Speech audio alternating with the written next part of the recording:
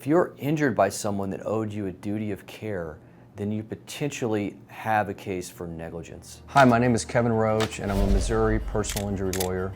What is negligence and how do you prove it? Negligence is failure to act as a reasonable person would under the circumstances. There are 4 factors to prove that you have a negligence case and may be entitled to recovery. The first factor is that you were owed a duty. If you're injured by someone that owed you a duty of care, then you potentially have a case for negligence. For instance, in a car accident case, your duty of care would be to follow the rules of the road, go the speed limit, don't drive carelessly. You owe a duty of care to other drivers.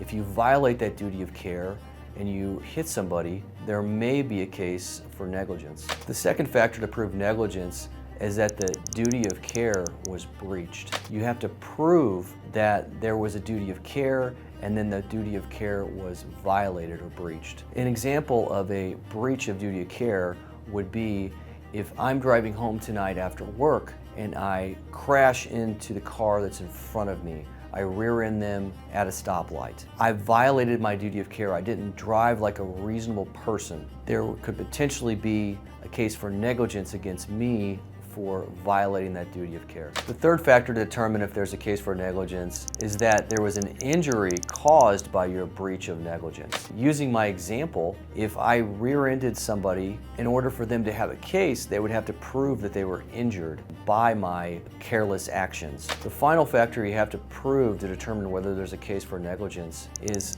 was there damages resulting from the accident? Do you have medical expenses? Do you have permanent injuries? Do you have lost wages? You may be entitled to recover for those damages that were caused by breach of care, that duty that was owed to you. So if you or a family member think that you might have a case for negligence, feel free to give us a call. We'll be happy to talk you through it and to determine whether or not you have a right to receive compensation for your injuries. If you found this video helpful, feel free to like and subscribe.